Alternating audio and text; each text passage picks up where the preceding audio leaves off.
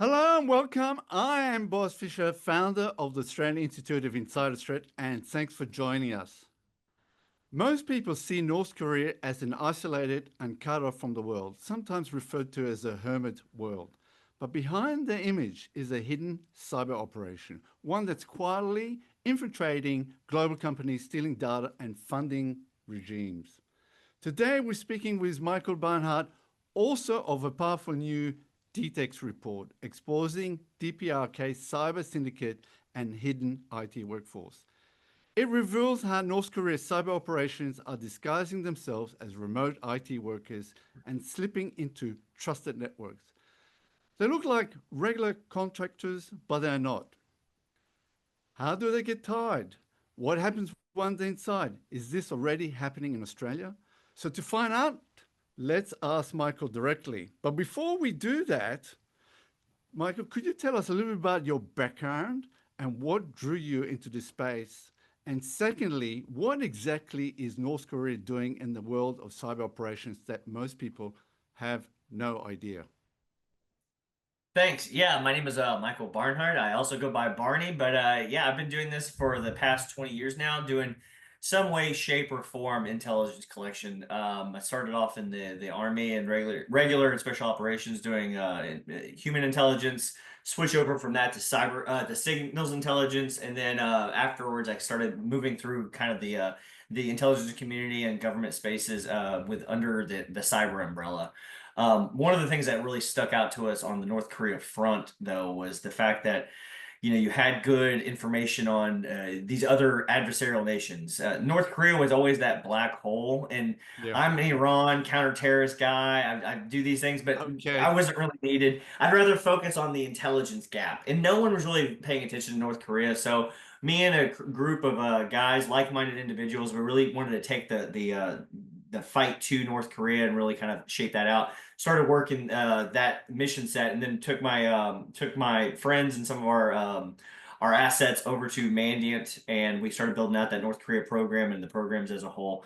So that's kind of what got us into the market. The North Korea, though, if we're really kind of and one thing we really highlighted in the report too is that you have your China, Russia, Iran hats on, Correct. and you try to Correct. create, go about the problems the same way with North Korea, and it just won't work. These guys, it's not a government organization. It is a criminal enterprise, and the entire model that you would see in other nation states are flipped to include the America and the US. We get top-down funding. North Korea starts at the bottom, criminal elements, crypto heist, IT workers, and the money flows up, and everything is very hybrid and very criminal-like. And I think that's one of the bigger takeaways for North Korea as a whole. Cool, cool, cool. So basically, just to sum up, so you basically look at those four organizations, and not much is intelligence or information is really focused on North Korea.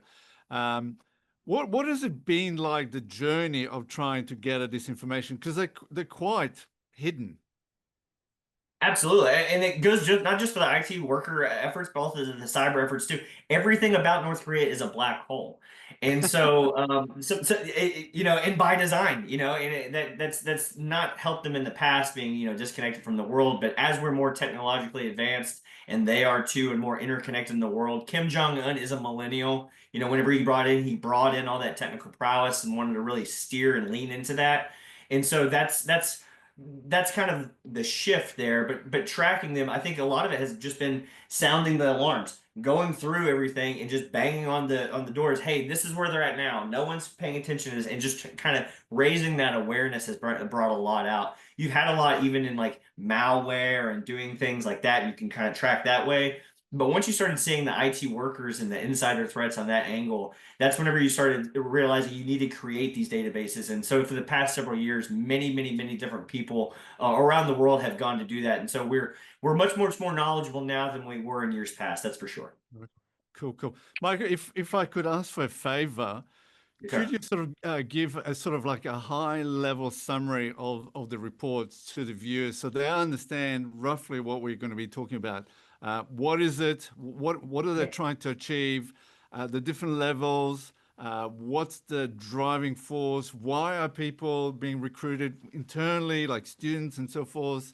I know it's all very much around survival, but it's quite different when we compare it to, for example, to China or Russia or even Iran. So if you could give sort of a high level summary of what the report is all about, that would be great. Absolutely, absolutely. So if you want to break the report down into, it's a big report, and I It is. apologize for that. But it's a big report, and you could break it down into thirds. So the first third is the problem. And I am not, like we were talking before the call, I am a redneck. I'm down here in the South. I don't know much. But and so for me to say the scientific method, the first step in the scientific method is, identifying and starting with the problem. And one thing we haven't done with the first part of the report about, the first third is this is the problem. This is how they're grown. This is who they are. This is how the IT workers and the cyber operators overlap. This is everything we're seeing. And with the Bybit hack, the heist for $1.4 billion, we've got 1.4 billion reasons why we probably need to approach the problem a different way. So Yes. that whole the beginning is all about identifying the problem and we can state it. Now I don't have all the answers on how to solve it, but at least we know what we're dealing with.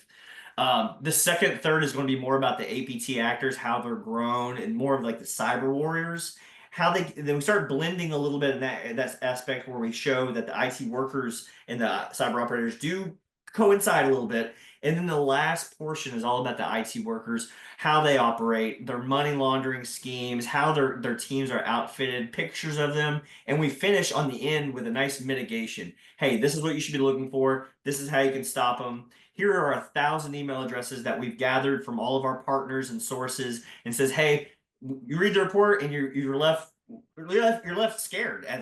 To be honest, you're like, okay, well, here's something you do now. Just go and look for these personas and these emails in your environment, and that's something you can do now. And again, it gets us all on the same page. So that's kind of the report as a whole, and we really wanted to kind of just highlight that. Oh, that's fantastic. No, I very much found it really interesting read. Thanks. So, can you just briefly explain the idea of them basically trying to get themselves recruited into Western companies? How does it happen? Okay. Um, Yeah. So a big portion of what North Korea is trying to do, you could really sum it up into three things: money to fund the regime, weapons to keep them on the global scale, keep them competitive with all the other countries, and then the third one is going to be how you. Oh, I'm losing my thought. that's right. Yeah, Okay. What was the third part of it? Oh, AI. You want me to take it back from the top on that? Okay. that's right. Yeah, okay, that's right. Okay. It's This is so informal. So Okay, I was all like, I didn't know if good, I should or not.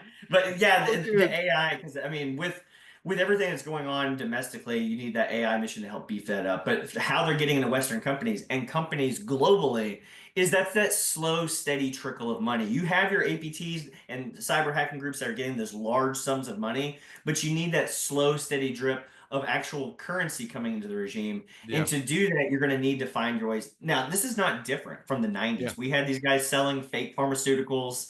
If Furbies, remember Furbies were such a fad in the 90s? If the Furbies and those toys were still around, we would see them making counterfeit those. yeah, The yeah, yeah, yeah. problem is now we're all in a remote world. Yes, Post the pandemic, we're in this very technologically kind of remote workforce, and they see that as an opportunity. Again, this is a criminal enterprise, and criminals will see that as an opportunity to make money. And so by establishing yourself and getting the first years of it, it wasn't pretty and it was a lot more easy to spot, but you didn't know what to look for. Now you have facilitators, you have people standing in on interviews. They look like me, and then as soon as they get hired, their camera never comes on. You've got another person behind the keyboard. What they're doing ranges because IT workers malicious, say, and extortion. You never know what you're going to get. yeah, But yeah. by doing that, again, you can, and some of the stuff we're seeing in Australia too, they're actually flipping that model. They're actually trying to get the Australians to come to them, and we are seeing that too. So, especially in the civil engineering side of the house, which we can touch on later. But I mean, Okay, it's that the way that they're trying to get money and they're willing to do anything to do it, and they're always reading the news and watching things like what we're doing now, so they very can interesting. find the next step and adapt. Yep. Okay. So adapt to find a vulnerability so that they can attack that vulnerability. Very interesting. How well aware are Western companies to that type of threat?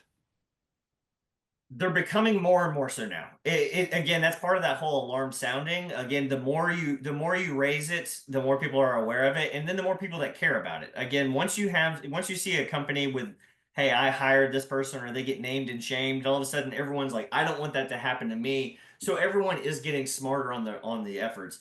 Now, I will say that Europe is really putting a hard focus on it right now. Oh, We did interesting. see not a, it wasn't a shift though. It was an expansion, and a lot of people thought they stopped doing U.S. markets and switched over to the other ones. No, they just grew because a lot of those I-9 restrictions and those things that you would catch an IT worker, other companies weren't doing it. And so again, we're all it's a slow kind of like we're all getting on the same page all at the same time.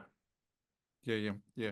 Um, you briefly described this as backed by a criminal network. Obviously, it's a state-controlled nation, mafia-like regime. Yeah. How does it actually work? So you have people now working at global Western companies. Who's running? How's it structured?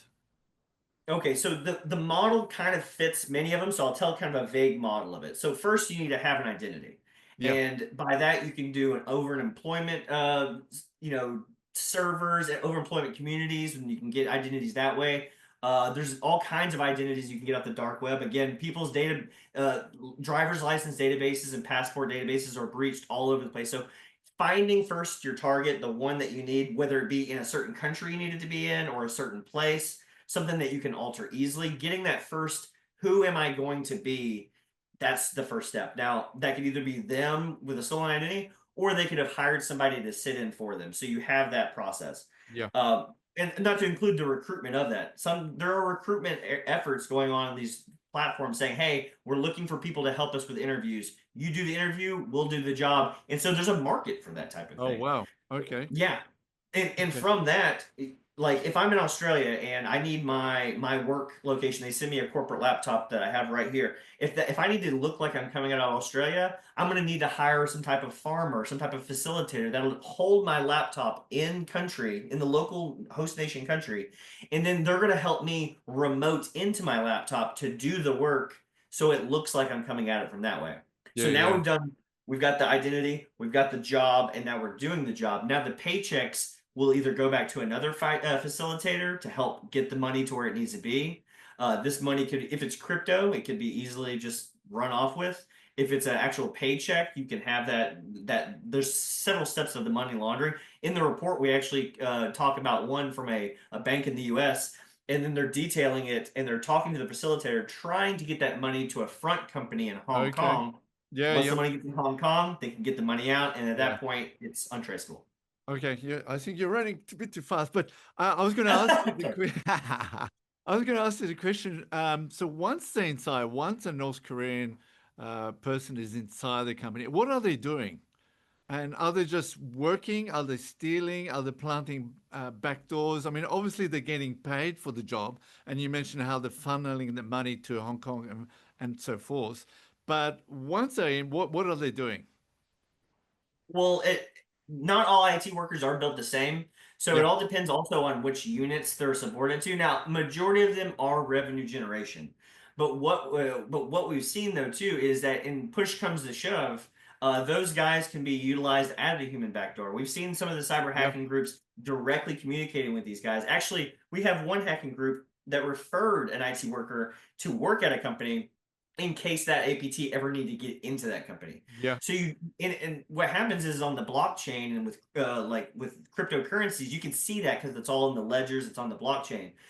Extortion attempts, sabotage efforts, that's a little bit harder to see unless a company is actually telling you that it happened. So they could be doing any type of different things to include just being placed there for a time of, a covert piece placed there that whenever down the line they might need to act on it. And we've seen that. So you never know what they're going to have or if they're going to steal that intellectual property, such as AI, and then go and help grow it back homegrown. So it's many, many different ways. And you mentioned something on that last one.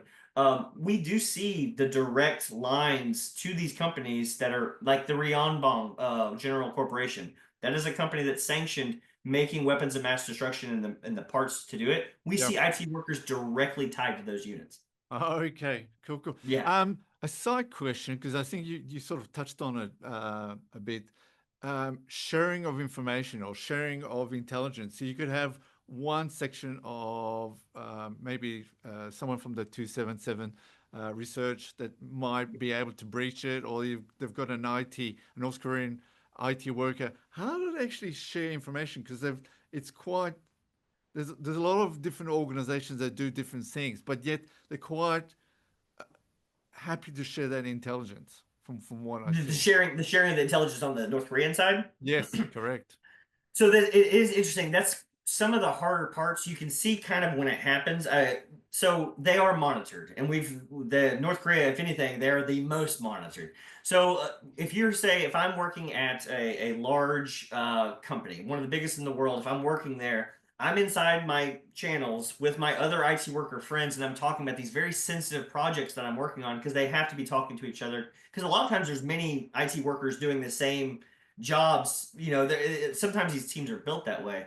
But whenever you talk in front of, and again, they're monitored. So you have those program managers, you have those other APT hackers. They can see those conversations happening. So if they see something that they like, or if you're working on something so specific and unique that they could use it, that's something that they don't even realize that they're talking to the advanced hackers. They're just Yeah, talking openly. Anyone can grab those items. yeah. I wanted to touch on a little bit about who these people are. So I wonder if we could sort of go a little bit back and in terms of how do they find really capable people within North Korea and so forth, so that what drives them, what's the motivation? Because it's not so much ideology as you mentioned in the report. So I'd like you to touch on that. And also I found it exceedingly interesting is they're very happy to steal from one another. Yeah, yeah, and report on. I've seen some that'll actually they'll have a profile up, and other IT workers will report on that profile saying, "Oh yeah, don't this guy's a scammer. Don't use him." Again, they're looking out for their own team and things of Yeah, that yeah, yeah. matter. Yep, yep. But the way how they're growing them though is again unique only to them in that they do it at a childlike level. Again, if they have a high aptitude for science and mathematics and really problem solving skills, that's one area that they excel at. Mainly because they don't have a lot of the luxuries that we have here. We have a tool that does this, a tool that does that. They have to do it all without tools. It's like training at a high altitude. Once you get down on normal altitude, you can run a lot faster. So that's what they're doing, and that's how they're Yeah. grown that way. So when they get these tools, they're like, "Oh, I can do this without it." So it only helps them more. Again, and once you do that, then you're kind of in that pipeline through the rest of your career. And depending on what class you are, again, there are several classes in North Korea. Depending on what class you are, it can either bump up you to a higher class or it could solidify you in one. Again, making your family's life easier, Yeah. which is very important because a lot of these families are being held hostage if these IT workers are forward deployed in other countries. Again, very criminal like. Um, uh, the colleges is kind of where the separation for the hackers and the IT workers kind of split.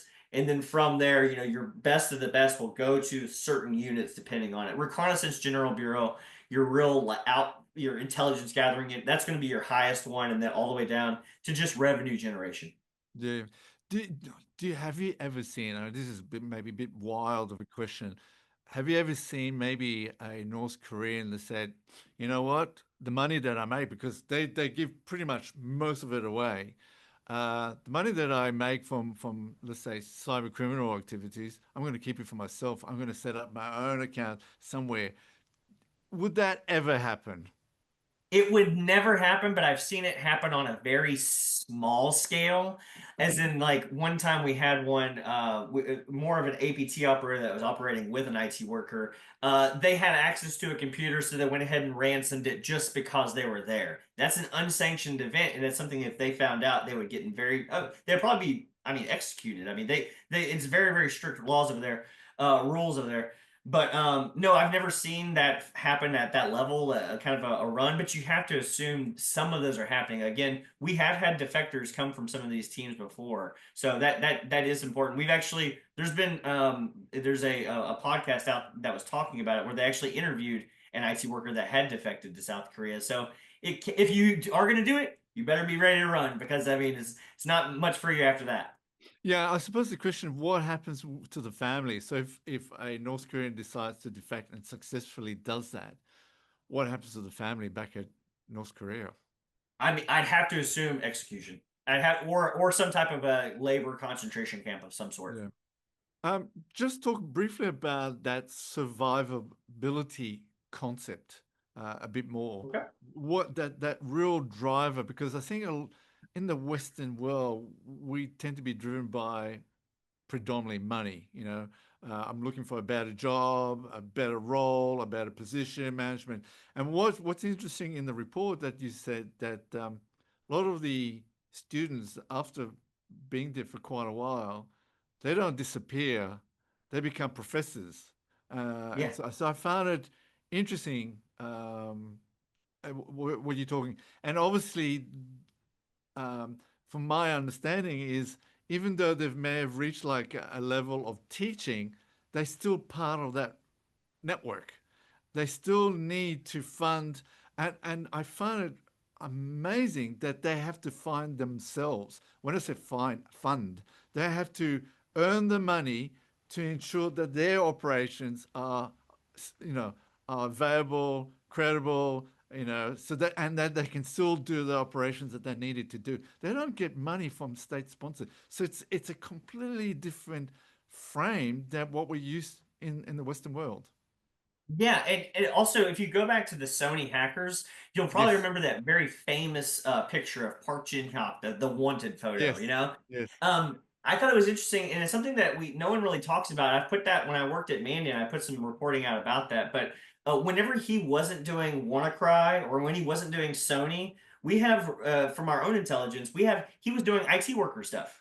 So there isn't a day off. If you're in between cyber hacking missions, it's okay. Well, I guess I'm gonna go do IT work and do like legitimate stuff. Legitimate stuff. Again, this is an APT level guy that was doing IT work, building apps for people in between missions. And so, yeah, we stopped hearing about those guys from Yeah, yesteryear, yeah, and it's a closed off country, so you can't find out where they're at now. But then you'll see tiny little remnants. You'll see a name that you knew was associated with those other guys. Again, big on the Greek mythology, Zeus, Hades, those guys. okay, Those are the guys from yesteryear, but you still see them, and you see them almost in a kind of an honorific, as if like, hey, they're in charge now. And again, you might see them stretching across multiple teams too. So yeah, and also with some of the defections we've had from on the poli sci side of the house, you can see that there is a hierarchy there, and you can yeah, progress. I mean, where were we both at 11 years ago? I mean, we've progressed at where we are. correct. It seems that they are too. Yeah. A quick side question. Is this a 24/7 operation? I mean, you can't expect them to be working 24 hours, but from the mention in your report, they work extremely long hours. So when they finish, is there another team that follows up, or how does that work? On the crypto side of the house, you can kind of see that a little bit more. I mean, there's always going to be teams, but then again, the teams are they're kind of located within themselves. So you do see off hours. You're just not seeing many of them. And to Yeah, follow back on that last question you had too, the survivability, you see them having contests. Who can make the most money this month? And yeah, it's like, yeah, oh, that's dangling the carrot. But also the lower level guys, they'll get beat. They'll get sent home. It is back to your survivability point there. The work hours are interesting. They're working long hours. We've actually seen some where so it's a 40 hours, a 40-hour work week or 40-hour whatever. You'll see guys that won't work all week long on a project, and then you'll see 10 of them all at the same client working 16 hours, unsustainable, but all of them are doing it all in one day. Again, if you're looking at behavioral aspects, you can tell in your network that's something's really off yeah, here. yeah, yeah, But the hours worked. Again, it is very limited off time, and depending on what level of IT worker, you might not get really any free time. We've seen some that eating steak dinners at times if they're being rewarded for good things they've done, but yeah, it's a very high tempo. I'm not seeing a 24/7 operation. There's always North Koreans attacking, but it might not always be from the same team. yeah. Are they attacking any country where they can make money? So it's not just Western countries like the US, Europe, uh, Australia. Other tech, I mean, you mentioned something about that they cyber hack to get the Russian blueprints of their Yes. ballistic missiles and so forth, and then few years later, they're providing them with a number Yeah, of for people for enemies. yeah. I find it quite so wherever there's an opportunity, obviously they're trying to take an advantage and so forth like that. Are they also thinking a little bit like the way the Chinese do, in terms of uh, let's target, let's say, a country like Australia, because Australia has got such a strong relationship with the US, so they can leverage a sort of a step rather than do it direct. They can, target maybe someone within Australia that's got relationship in the US government or military or aerospace. Are they also in that sort of mindset, a bit what the, let's say, like the Chinese do? Yeah, and I think that's where you start breaking down the different teams. If it's a revenue generation one, and I mean, go on to any job platform site now and type in the word remote role, and Yes. then they have their searches set up that way. So they basically, and I've seen the searches based on some of our collect in their search, they're doing Google dorking is a term that they use, and it's basically I'm looking for any of these jobs, and then they'll point that string at a job website, and then all the listings will be the jobs, and then they'll have it automated so they can do that. Now they're looking for any money because it is, like you said, survival. So we've seen them going all the way down to something as small as like a sticker company getting Yep. just very, very little money, all Yep. the way to, you want the higher paying jobs, and you can kind of pivot that way. But whenever it comes to terms of are you going to start maneuvering into like a cyber espionage aspect, we are seeing that too. We've seen Yeah. some IT workers at a defense industrial base, one of the very first days on the job, he's like, "Hey, can I work on any classified stuff by chance? I'm really interested in that." And Yeah. like, Yeah. okay, I know Yeah. what you're doing. So again, it's depending on which one you're after and which Yeah. directive they may have. Yeah. But on that same point too, and kind of going back to a previous one, if you have, we've seen this, a revenue generation IT worker, he'll just get a wild idea. He goes, I'm going to hack this company to try and press leadership back home, and maybe it'll increase my stock and my family stock too. Interesting. So Interesting. Yes. it is, you never know which one you're going to get if you hire one in your network. Oh, okay. Tell me a little bit about how they're able to get around sanctions. And obviously, North Korea is pretty heavily sanctioned. How do they funnel money? How do they get around it? Well, we'll use an example for the this was a public an open source one that we worked on maybe a year and a half ago with me and a couple of the guys. So we were able to access some of the North Korean infrastructure and through a variety of ways, and we were able to see some animation projects. And we were like, okay, well, what is going on here? Is we didn't think this was an IT worker mission because again, an IT worker can come many, many different ways. So what they were doing was is internal to North Korea, they were making for major for streaming platforms that I can guarantee you and I both have. They were making animations for shows that are very, very popular in the world. And what they were doing is they were then shipping them off. They were uploading them to a cloud instance. And then over on the China side, in the area I believe is Dalian, they would then download on that side. They would put a watermark on the animations. The front company was set up for Dalian Animation Studios or something to that effect. And then that is now coming out of China. You're allowed to do that. These Western companies were buying them. And then until they found out that they were hiring IT workers, then they didn't know they had a problem. And Yeah. there's so many operations like this that they're much more ingrained in the fabric of our society than we Yeah. really know. Because a lot of times they're doing quote unquote legitimate work for things that we use now. Oh, wow. Um, you mentioned in the report about AI. How are they using AI, and for what different ways are they using AI? Top to bottom they use it, so they can Top either to for an bottom. IT worker, but yeah, all of it. Even to the down to the lower levels of the extortion schemes, using AI for that. AI for using their own for resume building, AI for using their facial recognition. This is one that we have right now, is that we have here in Florida where I'm at. We have a staffing recruitment agent was helping the IT worker actually get a job at an AI place here in Florida. It's funny because we actually could see the IT worker's screen, and in his screen he said, "I'm sorry, my I can't talk. My microphone's broke, but I'm a fast typer." So Oh, in the okay. screen you could see the subtitles. And so he was copying them on the screen and then putting them in ChatGPT on the side of it to answer the questions. And the whole time I could see the guy's face, he thinks he's typing the answers out. So they use it for their jobs. They use it for the extortion schemes. They use it for literally top to bottom. They're looking for AI to amplify everything that they're doing. Oh, wow. Um, is is is this something that we should be even more concerned? I mean, could they use AI even to be more malicious in intent? 100%. 100%. And we think that was a big part of that Research Center 227 is that, I mean, think about it. They're successful right now as is. The last thing we want, the old Terminator days. Ah, We yes. AI and machines and robots, it's all good when it's us. It's the good guys doing it. But what happens if you have AI in a bad guy's hands? And they've pretty much said it right there. We're going to use this AI to help attack cybersecurity Yeah. companies. We're going to build our own. It seems like they're building their own AI internal so that when they're cut off from the world, they have their own AI I wouldn't models. be And surprised. yeah, and they're helping with the exploits for the APT hackers too. They're helping them like beef up and attack harder, which is exactly what we don't need because they're successful even without it, let alone now with it. Yeah. So right now, these operations seem to be flying under the radar. They're quiet, covert, largely unnoticed. But how close are we seeing something more disruptive or visible? For example, could we see operatives shift from silent infiltration to actually causing public damage? I think so. Right now, this is such a great question.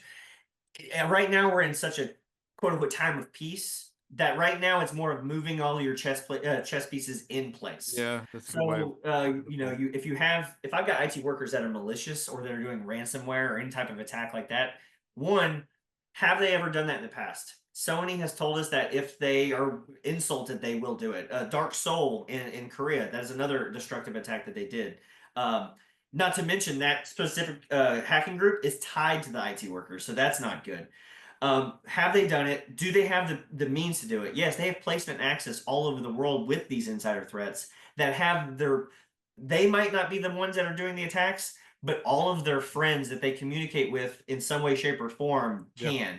So yeah, I think right now, if we get into a type of a global conflict, you can easily have all these guys detonate where they're at, and then you're gonna have a real problem. And the more and more we're seeing these IT workers turn to malicious activities, extortion attempts, again, they're harder to see unless people are talking about them openly, not just on the yeah, crypto side. yeah. I think right now it's more of they're putting all their chess pieces in place. Okay, interesting. So the purpose of this report that you did and a few of your colleagues, what was the purpose? Obviously, I work in the insider threat domain, and you don't get that much news. You'd get it on YouTube and say, "Oh, ooh, that's quite an interesting story." What is the purpose from your perspective of why you brought this interesting report? I think it's to help keep the conversation going. And also, another thing is that we have a bunch of pieces of the story, but Yep, no one's really made the story. So yep, right now, you can go on Twitter, you can go on whatever YouTube, and you'll catch these are the IT workers here. Who are the IT workers? Where do they correct. come from? Why are they doing this? And kind of get to the point. So in this report, we boiled everything down, and then it's like I said, I don't have all the answers. We put this report in front of policymakers in the government, whichever government, and it's like, how do you see this report, and how are you going to help it? Because even now, like you might have working with your different law enforcement agencies. Hey, I have IT workers right here, right now. We got to go take care of them. But then maybe something on their policy side of the house might take them so long to act on it that they might be gone by the time you do it. So Yeah, everyone has their own piece. Crypto companies, a lot of crypto companies aren't doing verifications, and that's actually one of the areas where they're hitting Australia is the crypto areas there. And so interesting. it's mainly this is the problem, and then it's just kind of taking it to everybody like, what are you going to do about it? What are you going to do about it? Yeah, I was going It's to more ask that. conversation. Yes. Well, what are you hoping that businesses, organizations, even governments take from this? Right now, hemorrhage the bleeding because a lot of times there's a bunch of we act kind of like ostriches with our heads in the sand saying Yeah, this that's can't true. happen to me, and by the time that it does happen to them, then it's happened. Yeah. So knowing that it's happened to all of our friends and thinking that we also are a part of this, and then also the fact that we are in all these silos. Everyone has their little piece. I'm gonna make this is proprietary. I can't tell you. Sometimes you need to share and collaborate because with the success rate that they're having right now, the time is now. Whenever I see IT workers searching out AI, looking for AI in intellectual property, and we are starting to see AI suicide drones, knowing that we have an Ah, active conflict in Russia. It's like this isn't a yeah, cyber problem anymore. Like lives are now on the correct, line, so correct. it's more of a sense of urgency. Yeah. What is the real cost if we don't do anything? So we'll, yeah, if the Western governments and they say, okay, yeah, we just don't have, it's not a priority. We don't have the funds or focus or what is the real cost if we do nothing? I think we can look back to answer that question. We can look back at what has happened when we've drug our feet. And so, again, we haven't been addressing this problem correctly or efficiently or Yeah, effectively for yeah, years. So, how does that look in North Korea?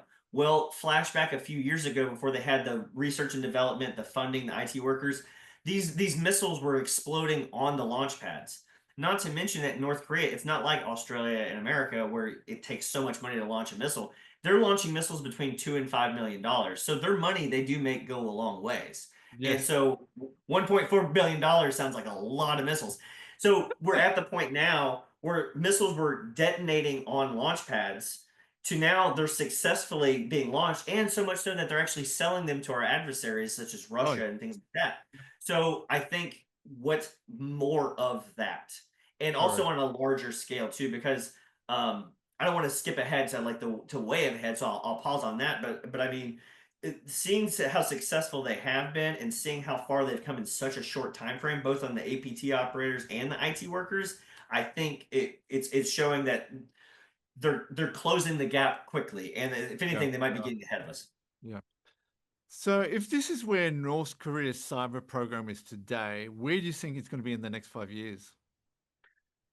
Well, with the training that they're doing, so right now we do see that the colleges are pumping out more and more students. And with the implementation of AI, that bar for entry, I mean, boys, me and you and AI, we're gonna be like, huh, them trained up on it, they know how to use it efficiently. They always have Yeah, that word of like, is AI going to take my job? No, a person who knows how to use AI will take your job. That's yeah, how it's going to yeah, be. yeah, So yeah, you're creating this force, this fighting force, and they're only multiplying more and more as the colleges push them out.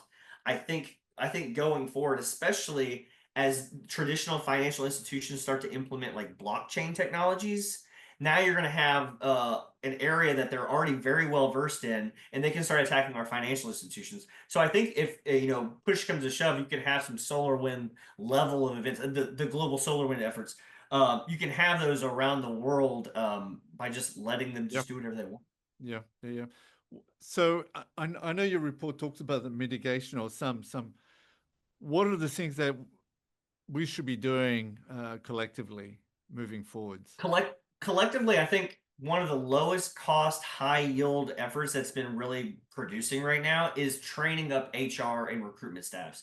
Again, there's so many resumes and so many applications that go across these guys' desk a day that once you start training them up, and we have been showing this is what bad looks like. This is whenever they do this, don't fall for it. Make them turn their camera on or do this or constantly checking up.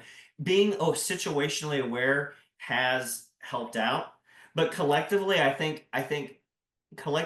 verifying our workforce, if we Yeah, are in this new remote work world, which we are, then yeah, finding new efforts to make sure the people that work for us are the people they say they are, and are they doing the right things. You can stop them before they get in, but if they do get in, do you have the technologies to be catching insider threats? Do you yeah, know what an insider threat looks like whenever, couldn't not just North Korea, but any fraudulent employee, if correct, they're in your correct. network, do you know what they look like? Yeah. What is the key takeaway from the report? I think the key takeaway in going ahead is one, the problem isn't slowing down. If anything, especially in the past year, we've only dumped gasoline on it. Not we, but Okay. gasoline's I didn't do it, neither did you.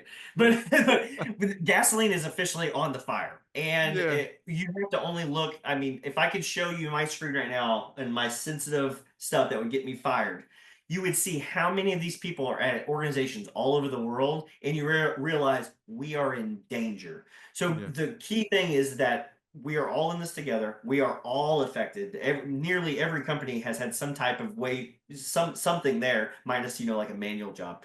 yeah, That, and then also where we see the future in regards to blockchain. IT workers and North Korea as a whole has really adopted blockchain technologies. the more we make them more mainstay in our society, which is good, and that's a good thing. But we were seeing that run on banks in 2016, 2017. Yeah, Oh, we North did. Koreans hacked my banking. You notice you haven't heard about that in a little while. They're making too much money on the crypto side of the house, but now banks and financial institutions are implementing that, and so they're licking their chops. They want you to get there because they know that better. They're at the finish line waiting for us to catch up, and Correct, I think correct. that's a big takeaway. And also the fact that an IT worker isn't just there for revenue generation. At any point in time, they can become malicious and really do damage.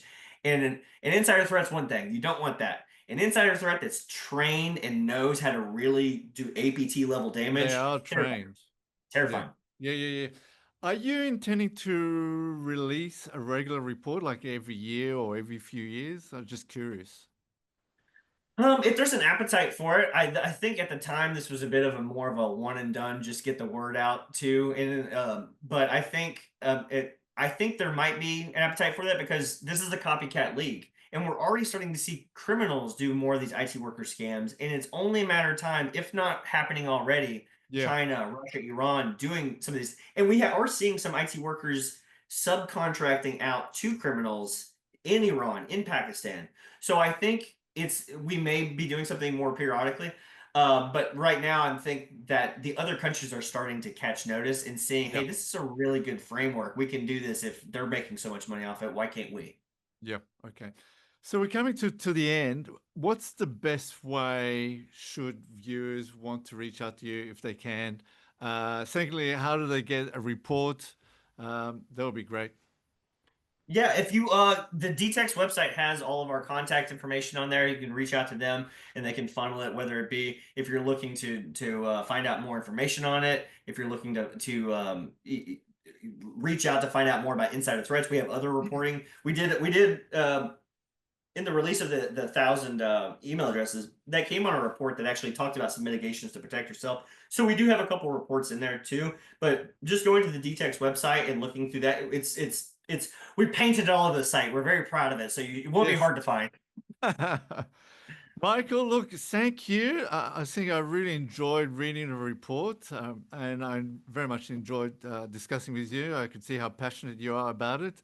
So it was wonderful. I'm sure the viewers will appreciate your hard work and commitment to bring something that's been sort of quietly hidden to the open. And hopefully that changes some of our eyes and to make it as sort of a more of a priority. I think that's an essential.